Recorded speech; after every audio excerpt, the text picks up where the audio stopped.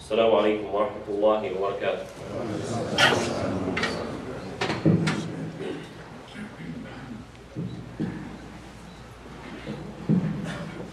الله أكبر الله أكبر الله أكبر الله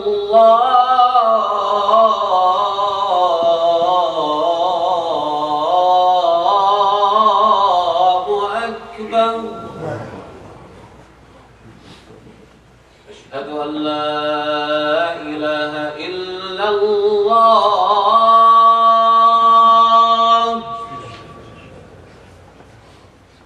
أشهد أن لا إله إلا الله.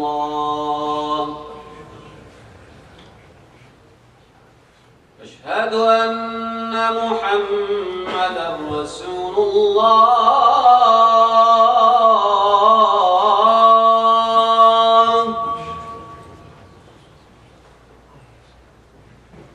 أشهد أن محمدًا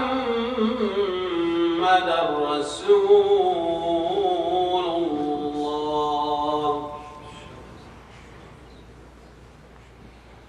حي على الصلاة.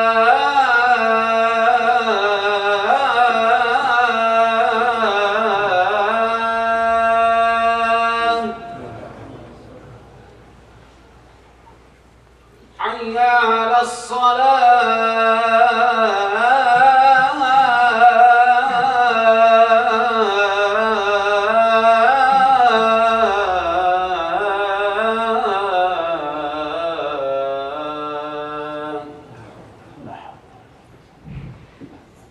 حي على الفلاح.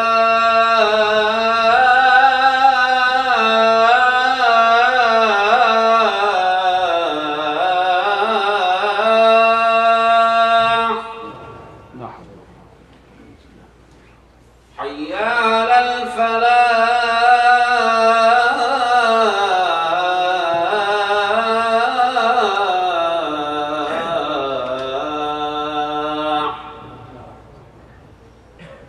الله أكبر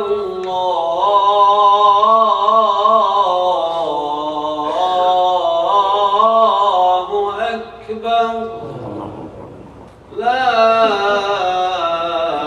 إله إلا الله.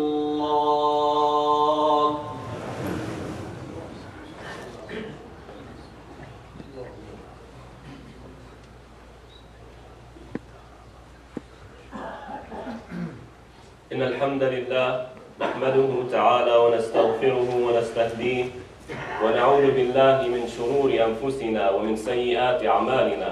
من يهده الله فلا مضل له ومن يضلل فلا هادي له. وأشهد أن لا إله إلا الله وحده لا شريك له وأشهد أن محمدا عبد الله ورسوله أرسله بالهدى ودين الحق ليظهره على الدين كله وكفى بالله شهيدا. فصلوات الله وسلامه عليه. يا أيها الناس اتقوا ربكم الذي خلقكم من نفس واحدة وخلق منها زوجها وبث منهما رجالا كثيرا ونساء واتقوا الله الذي تساءلون به والأرحام إن الله كان عليكم رقيبا. يا أيها الذين آمنوا اتقوا الله وقولوا قولا سديدا يصلح لكم أعمالكم ويغفر لكم ذنوبكم ومن يطع الله ورسوله فقد فاز فوزا عظيما. أما بعد. The greatest calamity that can befall a Muslim is a loss of faith or a weak faith.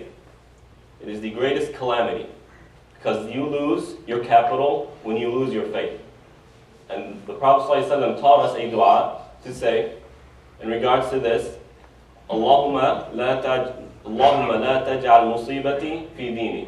Allahumma la taj'al musibatana fi dinina. Oh Allah, don't make our calamity in our religion. What that means, don't make us fall into the misconceptions of Islamophobia. Don't allow our faith to spiral down due to negligence, right? And so on and so forth. We lose our capital when we lose our faith. And therefore, the opposite holds true. The more our faith is strong, the more capital we have. But Islam, faith is like any other accomplishment one accomplishes. It requires investment, it requires time, it requires effort. So today, I want to talk about how we could invest in Islam. Allahumma salli wa sallim ala nabiyyina Muhammad. We tend to, as human beings, or the Quran talks to us in a way that we understand and we like. And this is why you see in the Quran, Allah subhanahu wa ta'ala refers to faith, right, as a transaction, as a trade. So He tells the believers, تِجَارَةً لَن تَبُورَ, that they have made a trade that will never diminish. It will never dissolve. It will never go away. It will always be profitable. Right? هَلْ أَدُلُّكُمْ عَلَى تِجَارَةٍ تُنْجِيكُمْ مِنْ عَذَابٍ أَلِيمٍ. Would you like me to tell you, Allah subhanahu wa ta'ala says to us, would you like me to tell you of a trade, of a commerce, that will save you from a painful punishment? And He tells the hypocrites, right, فَمَا رَبِحَتْ تِجَارَتُهُمْ. Their trade isn't profitable. They lost. It's a failed trade. Right? It's a disaster. وَمَا كَانُوا مُهْتَدِينَ. Not only was it a disaster, it was wrong in the beginning. It was not smart from the very start. Because someone could enter a trade, a contract, thinking that there's a lot of good that can come out of it. The idea is great, but it just doesn't work in the market. It fails in the market, or the competitor just beat it out, right? But no, these hypocrites, from the very start, their contract was wrong. It was messed up. So Allah subhanahu wa ta'ala talks to us in this way because we like trade. We like business. We like making money. وَتُحِبُّونَ الْمَالَ حُبًّا جَمًّا. And you love wealth, you love money, a great amount. So this is how Allah subhanahu wa ta'ala talks to us. But us as human beings, we invest in that which we love. Number one, we invest in ourselves. Early age, we get an education, right? Why? Just because? No, because either we like knowledge, or we want it to be a means for a job, to make wealth, right? Or to build a society. All good reasons. We invest in our children, right? Why do we invest in our children? It's unconditional. It's because we love them. That's it. We want to see them succeed for no reason. We're not looking for anything back. This is how we deal with our kids. So us as human beings, we invest in that which we love. And us here, I have no doubt that we love Islam. But how much do we invest in Islam? Right? So how do we invest in Islam? Where to begin? I want 2 points today. Number one, invest in monotheism. In La ilaha illallah. This is our faith. This is where our faith is built. It's founded. And this is the trunk. If you imagine a tree, this is the trunk of that tree.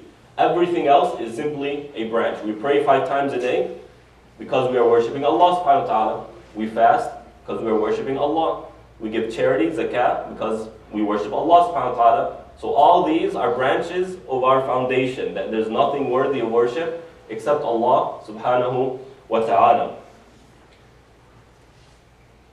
Monotheism, right? Worshipping Allah subhanahu wa ta'ala, as scholars said, worship is based on love. You only worship that which you love.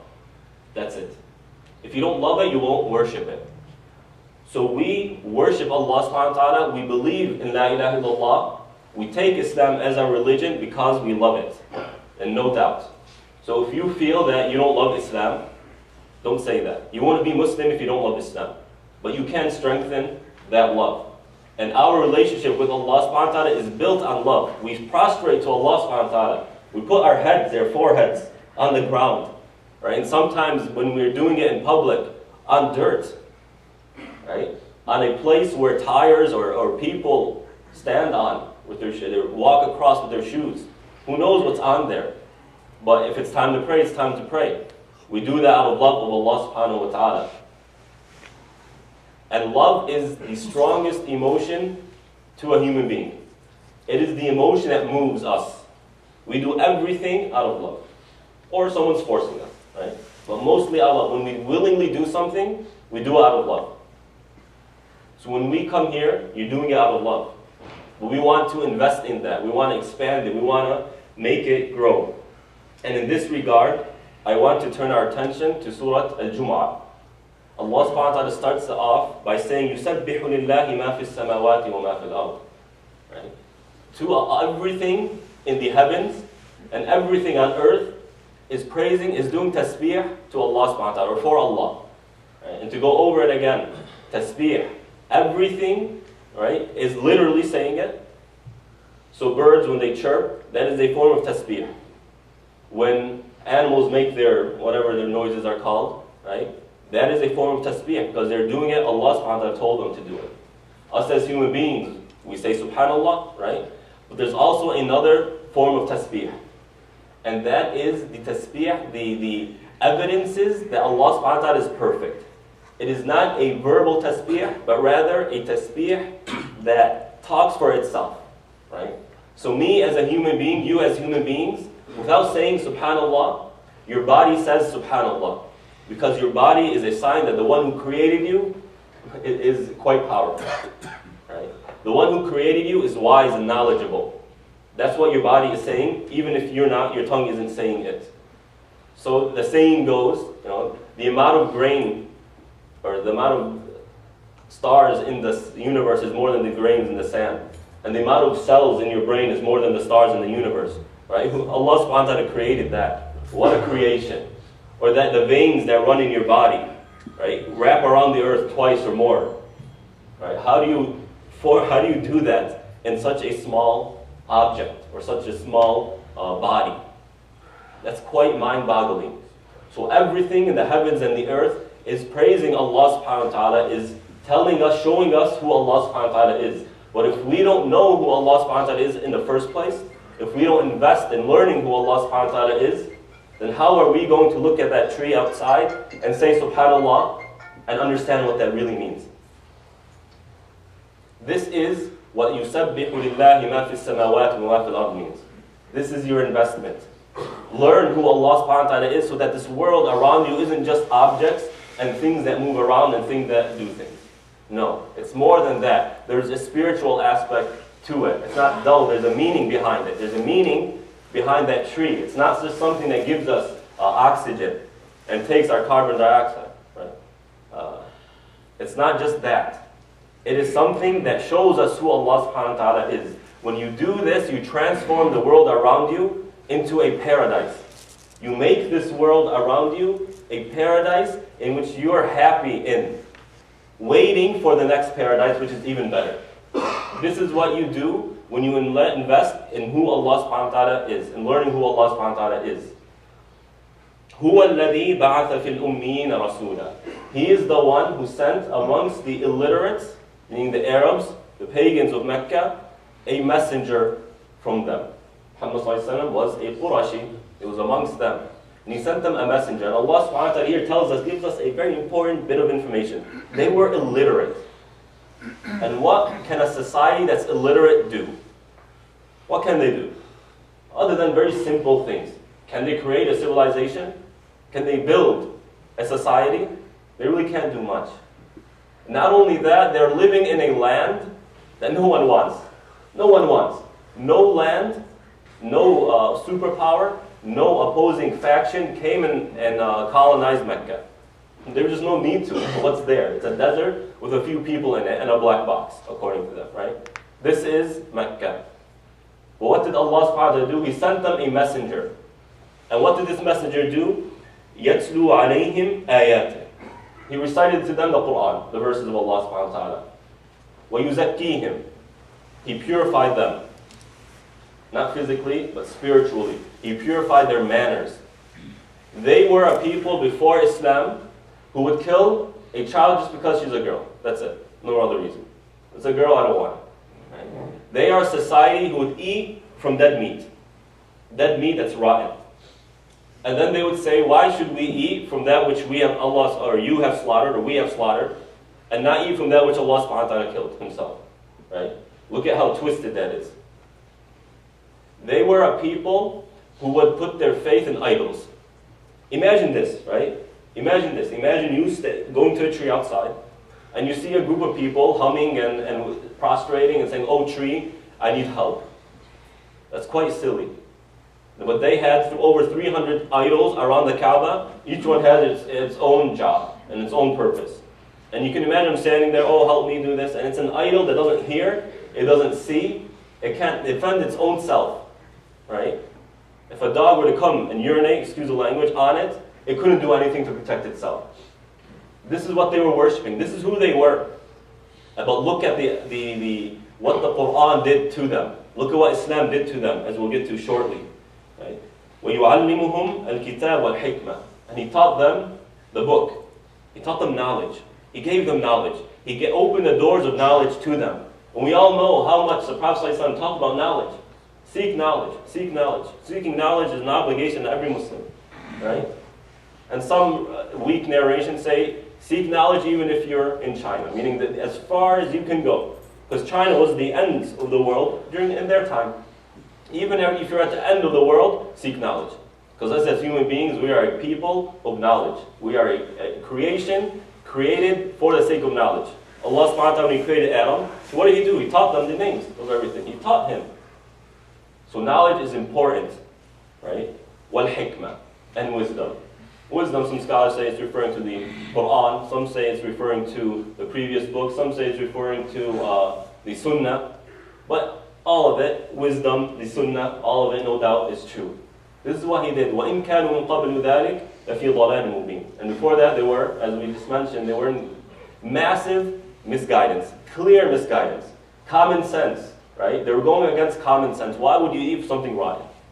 It smells bad. Why would you even eat from it? And they found that that's better. Eating from that is better than eating from something you just slaughtered yourself, right? This is the mentality they had. But when Islam came, when the Sahaba took Islam and invested in it, they put their time, their wealth, their efforts in Islam while working their daily jobs. They didn't leave their daily lives. They put a little bit of time for Islam. And look at what that did. In 23 years, the entire Arabian Peninsula was Islam, was under Islam. Right? Look how it changed them. From ignorant, illiterates, to scholars, leaders of the world. And we all know how quickly Islam expanded. And Islam did something no other force did. That not only did it open lands, it opened hearts. And that's the main purpose, to open hearts. Because we're not a people who care much, right, opening lands. We care about opening hearts. And we know Islam spread through da'wah. Regardless, and contrary to what the Islamophobes say, that it spread through the sword, not spread through the sword. Some areas, yes, there was warfare. But how do you explain all the people who entered Islam? If Islam was truly this religion of the sword, right, there would have been mass rebellion. Yet today, we find Christians in Muslim countries who are Christians from 1400 years ago, right? But Islam opened their hearts. Many people, millions of people entered Islam. Why? Because they recognized its value. And they invested in it. And they opened the first universities. And they made those inventions, right? The Europeans of those times would come to us or to the Muslim lands to go to their universities as we do today, right? The first generation came here to learn. Alhamdulillah, we are very blessed to have this opportunity here. But this is what happens when you invest in Islam. This is the fruits of Islam. It changes the world, right? So invest in monotheism. Learn who Allah subhanahu wa ta'ala is. Invest in knowledge. Knowledge is who we are. Islamic knowledge is important, right? And unfortunately, the past 100 years, only the ones who barely graduated high school were sent to Sharia, right? And we see the effects of that till this day. The shuyukh or the imams or these quote-unquote scholars who say weird things. And then people lose trust in them. And then they start making fatwas themselves. Well, if we invested in our smart children, right, to go learn Islam and to come back and have this effect that the Sahaba had on their people, isn't that something beautiful? Right? وَآخَرِينَ مِنْهُمْ. So those are the illiterates. Then Allah subhanahu wa ta'ala mentions another group of people. وَآخَرِينَ مِنْهُمْ لَمَّا يَلْحَقُ بِهِمْ. Right? And other people who have still not come. They're yet to come, referring to me and you, and everyone in between, us and the Sahaba. They're coming, right? They're coming and they're going to do good work. They're going to do good work if they invest in Islam. Invest in Islam, brothers and sisters. أقول قولي هذا وأستغفر الله لي ولكم.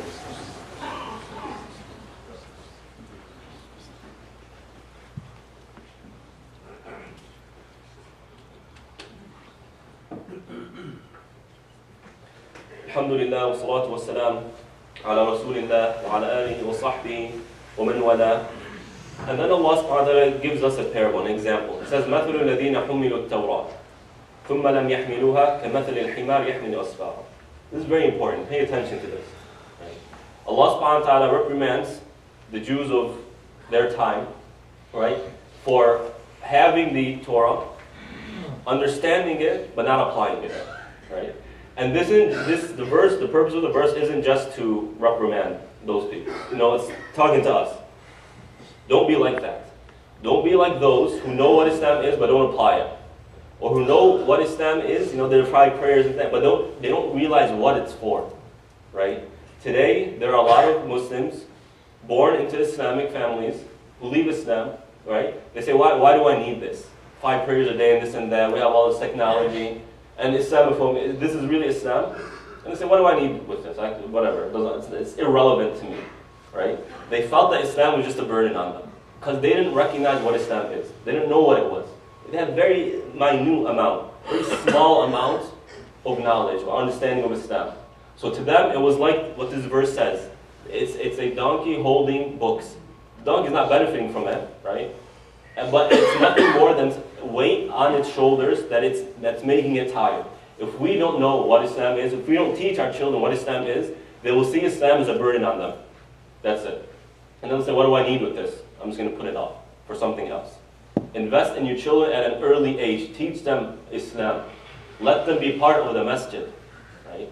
Invest in them. Don't wait until they're 17, 18 years old and they're coming with all these weird ideas and they're challenging you.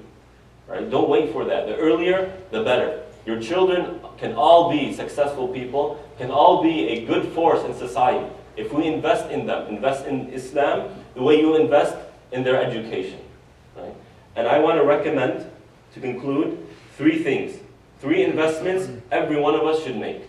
The first investment we should all make is praying Fajr and Isha in the masjid. Praying Fajr and Isha in the masjid is very important. Because there are many hadith that talk about the virtues of Fajr and Isha in the masjid. If you pray Isha in the masjid, Allah subhanahu wa ta'ala will write you the reward of praying half of a night. And if you pray Fajr, the reward of all of a night. And the Prophet ﷺ says, بَشِّرِ الْمَشَّائِينَ بِالظُّلُمَاتِ بِنُورِ يَوْمِ الْقِيَامَةِ. Give glad tidings to those who walk at night, to Isha and Fajr prayer, that Allah subhanahu wa ta'ala is going to give them light on the day of judgment. Right? The day we need light. And imagine, the Prophet ﷺ told us that every step you take to the masjid, 1 step raises you a level, and 1 step takes a sin away. Imagine how many steps you take to the masjid, especially since we don't have masjids in every neighborhood, right? We need to travel 10, 15, 20 minutes sometimes to come, but that's an investment that's worth it. Take a little bit of that time. Whatever time you spend for Allah, that's sadaqah. Whatever gas you put to come to the masjid, that's sadaqah. Right? And you come here, you listen, you meet the people, you create for yourself a community, somewhere where you belong, people who are willing to help you for the sake of Allah subhanahu wa ta'ala. And we have a khatira at Fajr and at Isha too. Right? And then after Fajr we have an English tafsir that's very short, 15, 20 minutes. Come and join us. A great investment that really builds up with time. Something you should never miss. Fajr and Isha in the masjid. Number 2, donate. Sadaqah. Every one of us should have a recurring sadaqah. Once a month sadaqah. Right? And in this regard, I am asking you to help the masjid with some sadaqah. Please give today. The past 2 weeks, the box has been a little bit low. So please help us out today. Everyone, if you put 5, 10, 15, whatever is easy upon you, please help us out this week. Jazakumullah khair. And number 3, seeking knowledge, as I've explained. Knowledge is power. The more the Muslims have knowledge, the stronger they are. And the Prophet ﷺ gives us the example. He says scholars are like stars. Scholars are the stars of this ummah. Now the Quran describes the stars as having 3 purposes. Number 1, right? They're used as a source of guidance, navigation. So those in the back then, not today, they would use stars to know where they're at, to travel at night. Likewise, scholars guide people. They show them the way. They tell them this is right, this is wrong. They are that reference for all of people. So stars are for navigation, scholars are for navigation as well.